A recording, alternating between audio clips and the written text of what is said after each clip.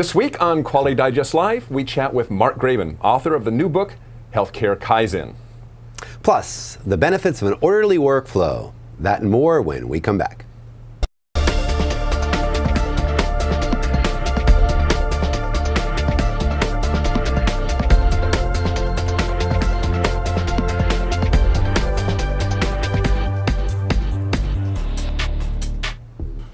This week's sponsor of Quality Digest Live is TÜV Süd America.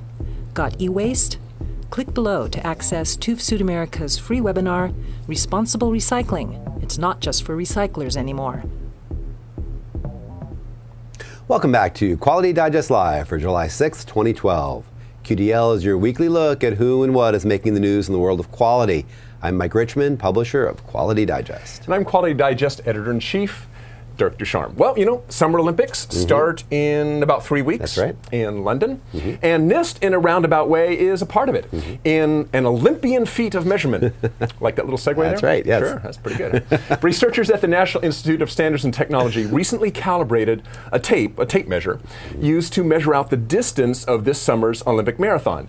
26 miles, 385 yards, or 42.195 kilometers. Wow. Yeah, pretty Excellent. good, huh? Yeah. Not bad. So for those of you who don't know, bicycle and foot race courses are accurately measured using a device called a Jones wheel. This is so the course can be certified. And the Jones wheel is really just a simple geared device that goes onto the front of a front wheel of a bicycle tire and counts revolutions, except it's very accurate. And basically, they lay out a course and they measure it using the Jones wheel, and then they write it with the bicycle equipped with the Jones wheel. So the counter itself needs to be calibrated, though. Sure. So what they do is the course developers mark out a test lane using a calibrated measuring tape. In the case of the upcoming Olympic marathon, this tape is 100 meters long. Then they ride along that course, that test lane, with the Jones wheel. And once they have determined the number of counts on the Jones wheel, that equals that distance and a couple of other distances they measure, they can lay out and measure the rest of the course. You following this? This is a little complex. I'm with you so far. Okay, I don't want to bore you. Okay, so since the Jones wheel is calibrated essentially by this really long measuring tape, the tape itself has got to be calibrated, and that's where NIST comes in. Okay, so NIST calibrated this 100-meter tape measure. By the way, the tape measure was only off by 13 millimeters in 100 meters, so it was well within the 1 part in 1,000 accuracy that they were looking for. The tape was then used to calibrate the Jones wheel, and then the Jones wheel was used to measure the marathon course. A couple different people did the measurements, several measurements were taken, and the discrepancy between the measurements was only about 1.3 to 2 meters over the entire 42-kilometer course, so that's really good correlation between the various measurements.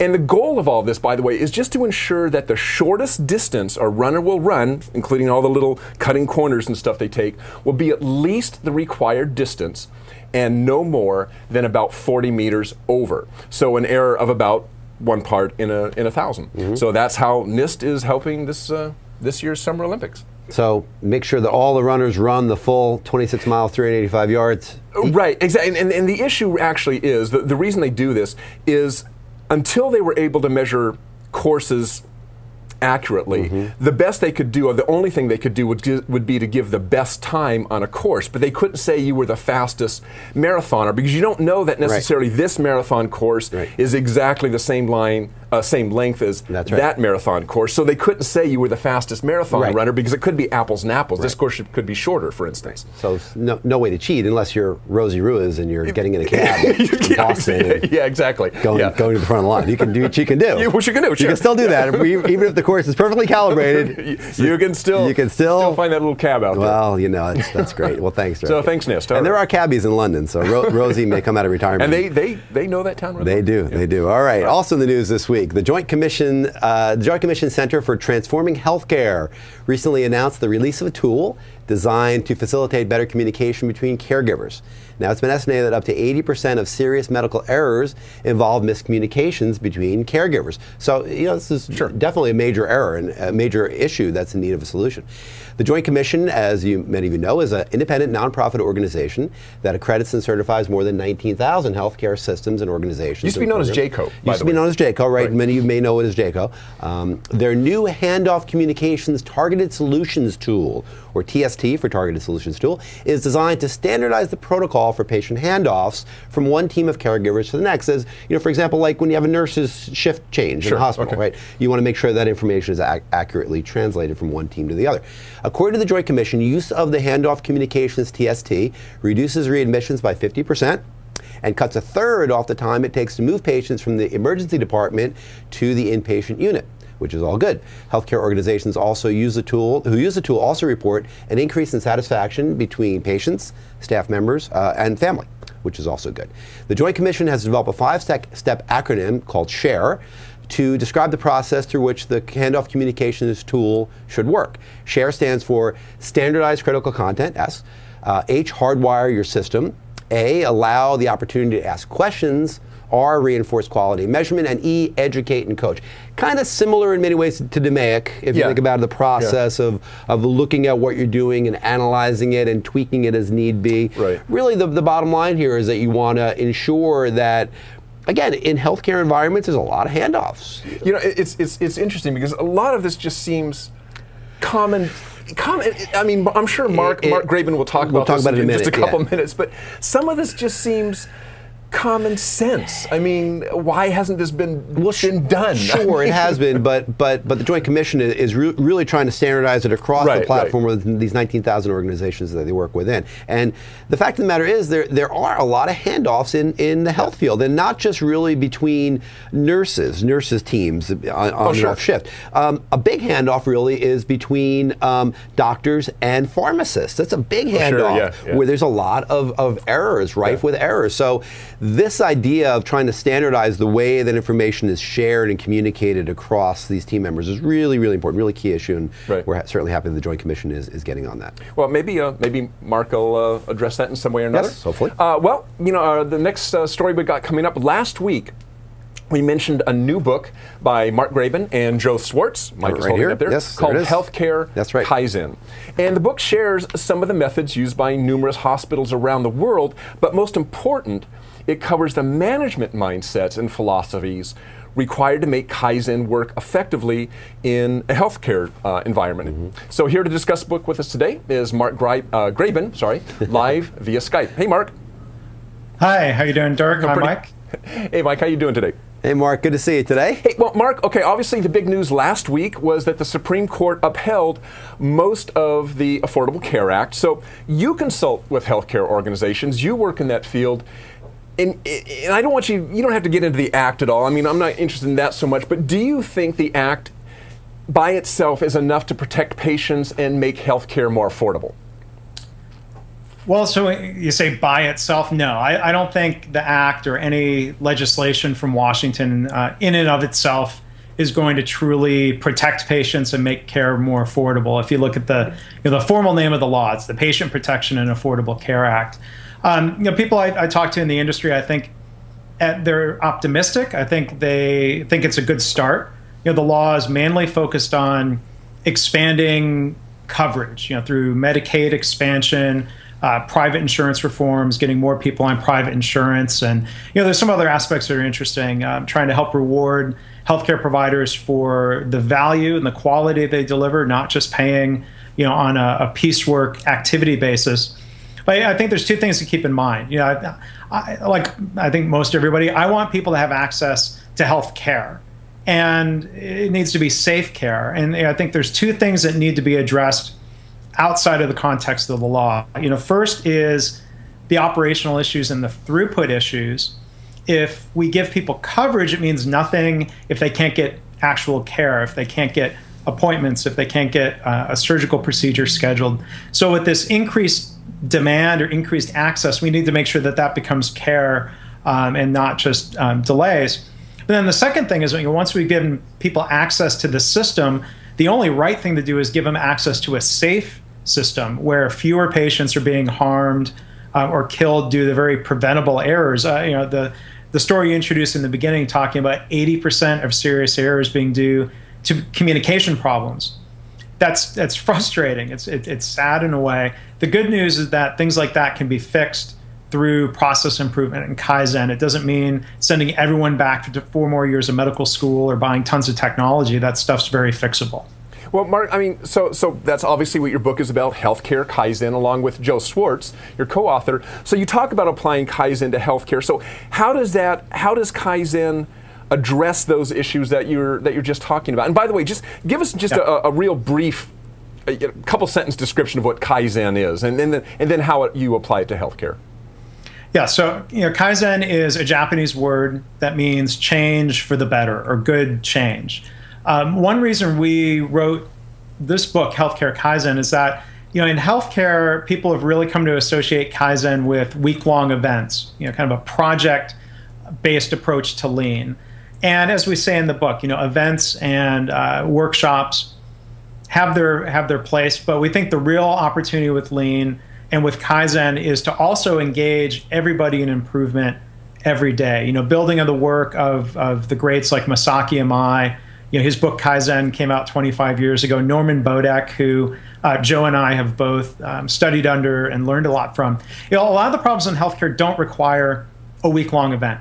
There's lots of little problems. My co-author's organization last year alone had over 4,000 documented Kaizen improvements done by people literally from the C-level to the housekeeping staff and all levels and all points in between. So it's not just one big fix that's needed. It's hundreds and thousands of little things that are going to free up staff time, make the workplace less frustrating, improve quality, and reduce costs. It all, thankfully, goes hand in hand. Mark, Dirk and I both have family members who are in the health profession, and I'm sure many of us do. All of us do know people, obviously, who are doctors, nurses, pharmacists, what have you.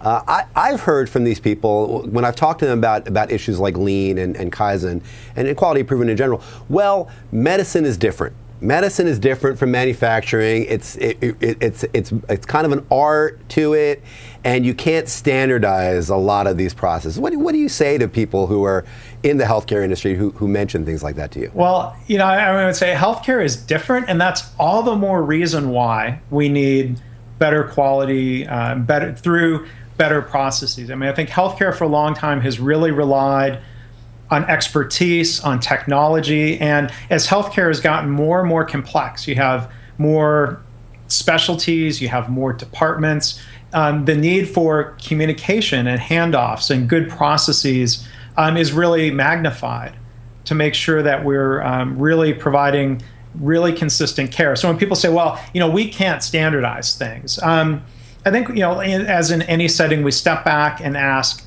what work do you standardize, and to what extent do you standardize it? Standardizing processes in healthcare doesn't mean we shut off our brains or that we treat every patient like they're exactly the same, because they're not. Standardization provides a framework and some stability and gets rid of all the chaos. For example, if a surgeon needs to be able to focus on that patient, there's really no excuse for having chaos of people running around scrambling and looking for instruments or equipment. Those good processes and that standardization can support what may very well be a very creative, scientific act of doing a particular unique procedure on a patient. So, I think as in all things, it takes some balance. We don't want standardization to go too far, but I think looking at healthcare starting point, there's just so much evidence that standardized work is improving quality and patient satisfaction and staff satisfaction. And Mark, it's very helpful. Can you give us a couple of examples, maybe, of how Kaizen has been used to reduce costs or reduce errors and costs? An actual maybe example from your own experience. Yeah, and the examples in the book. From a lot of them come from Joe's organization in Indianapolis, and I help bring in examples from around the world. About 2/3 of the examples in the book directly relate to clinical quality or service quality and patient satisfaction. And so you see things, Kaizen examples, people looking at infection rates with surgery, and staff making suggestions based on clinical best practice that we should be doing a certain type of prep and wash on the patient's feet to help reduce infections. So that would be one case of maybe more clinical Kaizen.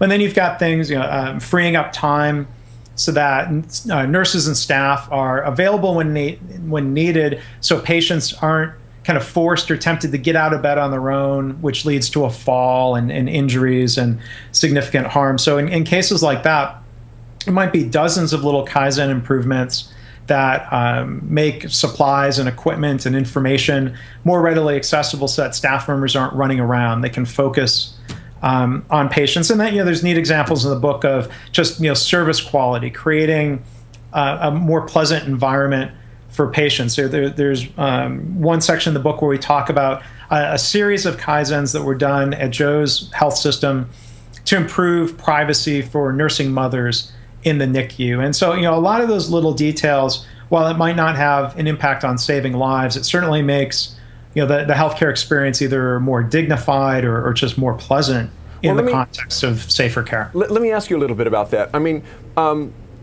so if you're making the healthcare environment, let's say, better for the patient, I'm assuming that this has some sort of impact as well on the morale of the staff. I mean, I know this for a fact. My wife's a nurse. I know if the patients are happy, the staff is also happy, because there's nothing worse than having a bunch of patients that are grumpy or not getting the service that they want. The nurses really care about that. So what is the connection, do you think, between, let's say, morale and quality and cost?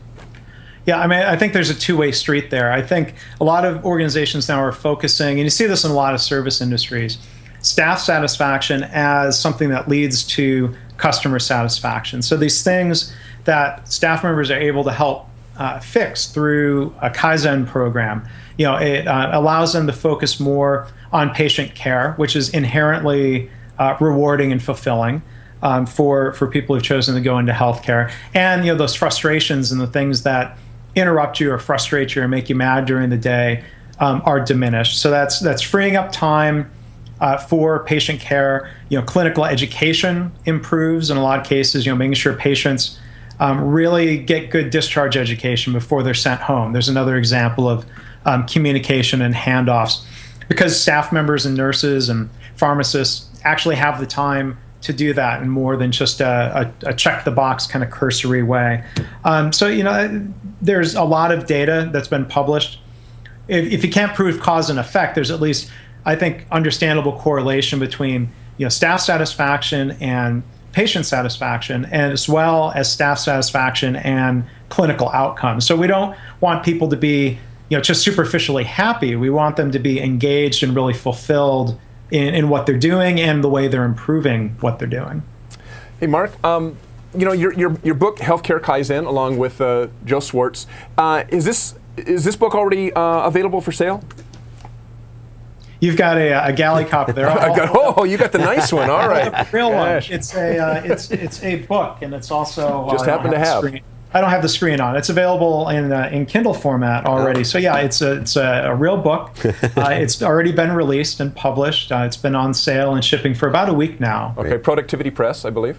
Yes, Productivity Press, and I want to thank them. They did a beautiful job with the book. If you can see here, they agreed to print in full color, which I think really helps bring the examples to life. We've gotten a lot of really good feedback about that, and that color shows up beautifully on iPads and devices like that. Awesome. Well, Mark Graban, thank you for joining us. Mark Graban's book, along with Joe Swartz, Healthcare Kaizen. That's the galley copy. If you want to get a nice shiny copy, you can go to our link below the player here called Healthcare Kaizen. That will take you to the article that discusses the book. From there, there's actually a link out to, I believe it's the Productivity Press site, where you can purchase the book if you're interested. So, Mark, thanks for joining us. Thanks, guys. Okay, so long. Thank you, Mark Graban. Great stuff. Always. Yeah. Mark is one of those guys. He is what I call a philosopher of process. Yes. And he really brings that perspective to it. And healthcare is one that we know really demands that level of focus. And I will tell you, I mean, and you probably know from talking. You brought up the question from talking to people in healthcare. I mean, I know just from my wife's own experience, there is resistance. There's definitely resistance. There is resistance. I mean, no matter what industry you're in, the quality control person or the quality person or the person who's responsible for that end of it is always kind of the bad guy. I don't think I've ever seen it as kind of negative as I've seen it in healthcare organizations. At least my own experience is just like, well, it's pretty interesting. I think it's changing because you're seeing a lot of healthcare organizations winning Baldrige Awards now. You're seeing a lot of speakers from healthcare organizations at Six Sigma and Lean events talking about their process and how they've improved. So I think it's starting to change a little bit, but we'll see as we go forward. Thanks. Healthcare Kaizen. Good stuff. Thank you. All right. Well, we're going to turn now to another feature article we ran this week from Bruce Hamilton, who is a frequent contributor of ours here at Quality Digest. The name of the title, the name of the article, Big Heaping Piles of Work. Thank you. That was a great headline. That was a great headline. I wonder who wrote that. That was a wonderful headline. That appeared in Tuesday's issue of Quality Digest Daily. Yes, great big heaping piles of work. If your work comes in waves or batches, you may need to fix your process. That's right. And that's exactly what we're talking about here. We're talking about batch processing, and Bruce refers to it within the context of his article as waves of work that comes in. Let's start by going back to 1985. Okay. While most of us were jumping around in our parachute pants, listening to Hammer. Maybe you were. And Madonna. Maybe some of us were. Bruce Hamilton was in a production environment, and he was struggling with something that's been a common theme throughout the years in any manufacturing environment, which is batch processing, waves, flow. They had a system in place where many times they had a heck of a lot of work piled up, and there was work in process all over the place, and it was a nightmare to deal with. And then other times they had almost nothing, and they were kind of sitting around and waiting for work to come in. The reason for that, as he explains a little bit, had to do primarily with the sales process, the way their salespeople's commissions were scheduled. So they got orders in at very regimented times, which of course, at very regimented times, pushed a heck of a lot of work out to production, right? It makes total sense, but it doesn't make sense because this is crazy. You have a lumpy process where, again, you have a ton of work at sometimes, you have very little or no work at others. What's going to happen there? I mean, it's going to be muda on both ends. You're going to have inefficiencies on both ends because when you're crazy busy and you have work all over and you've got to deal with it, you're going to probably not do it as well. You're going to probably rush through some things. You're probably not going to follow your process the way it should be followed because you need to get out the door, right? Right. And if you don't have enough, you probably have downtime. You probably have people that are being paid, that are on the clock, that aren't really doing very much, and that's a waste too. So it's wasteful on both ends of the process. And it's not just in manufacturing. He talks about his friend Amy in this article. Amy is in HR, and Amy's she's got her own wave. She's got her own batch processing that doesn't really make sense either. She's got a process where she has to go through once a quarter, and her company has 100 and some odd employees. She has to go through once a quarter and find the employees with dependents, children, who are turning 25 that quarter, because those kids are no longer going to be covered under the company's, or turning 26, or maybe 20, what doesn't matter. They're turning a certain age, right. And they're no longer going to be covered under the company's health plan, right? These dependents. So she's got to then notify the employees, hey, your kid isn't going to be covered anymore. Make your plans right now for whatever plans those are going to be. So again, this is another batch processing, right? And Amy says, well, gosh, she spends a week each quarter just dealing with this one thing. 4 weeks out of the year, a month out of the year, 8% of her time is spent dealing with this silly thing. And Bruce said, well, gosh, why don't you change it? Do it daily or something. What was her answer? That's the way we've always done it. And anytime you hear, that's the way we've always done it. You know you're in trouble. You know you're in trouble. Where there's smoke, there's fire. By the way, another HR thing that's a batch process, although it shouldn't be, and this is a whole other topic, performance reviews. Oh, yeah. Typically it's like, oh my gosh, we got to do it's like, crank them out.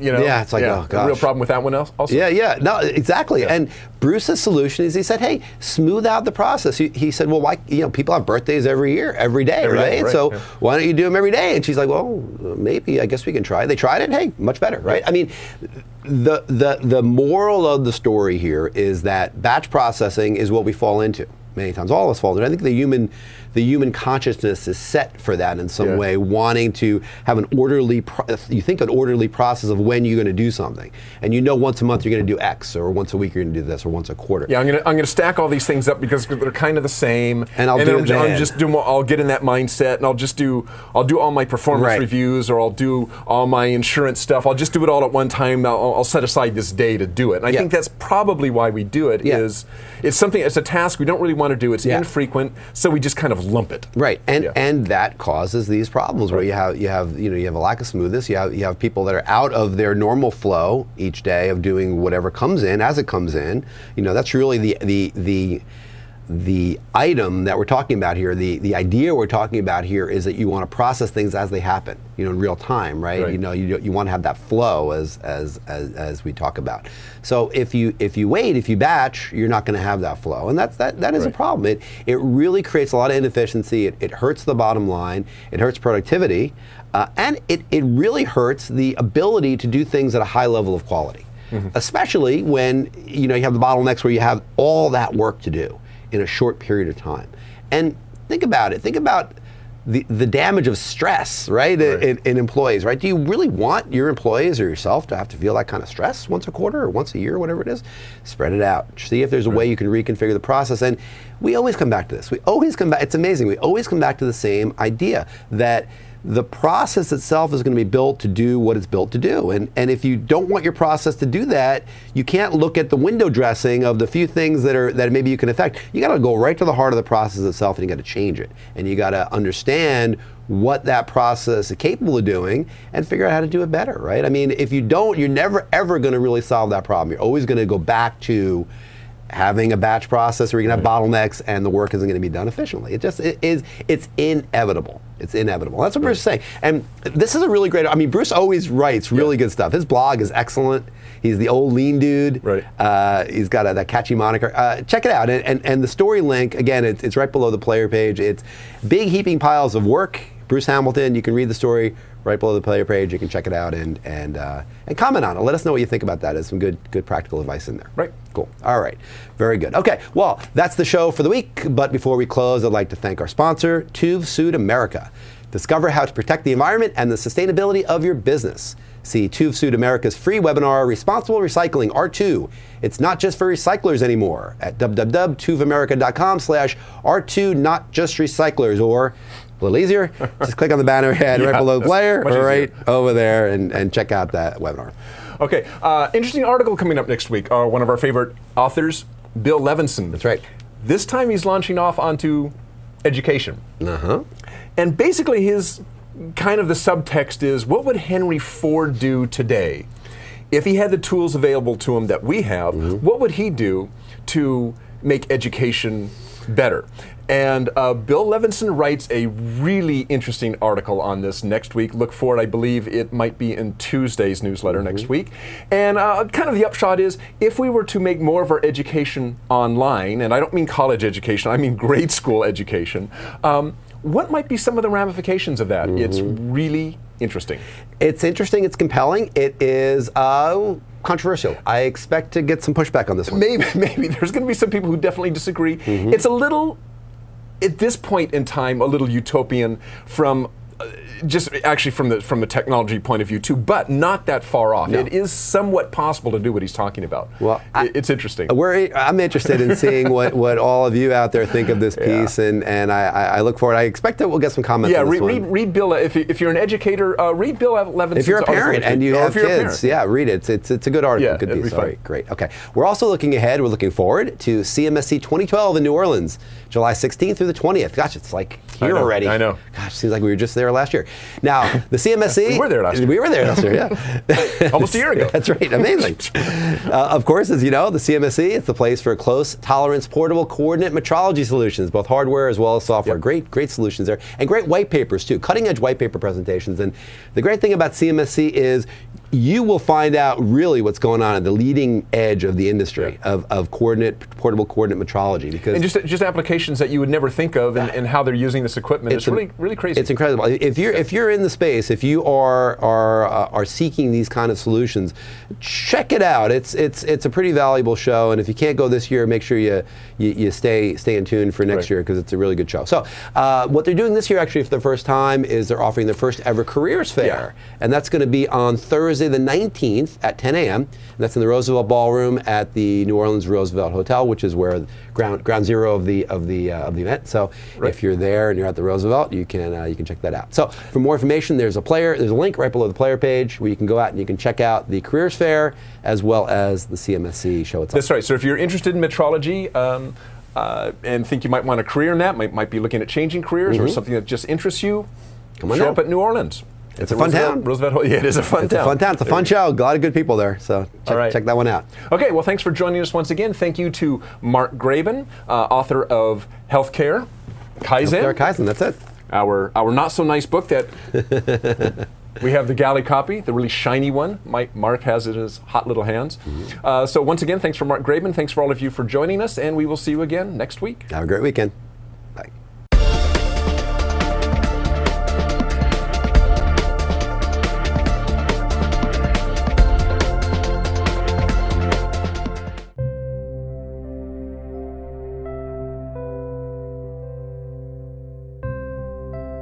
Thank you.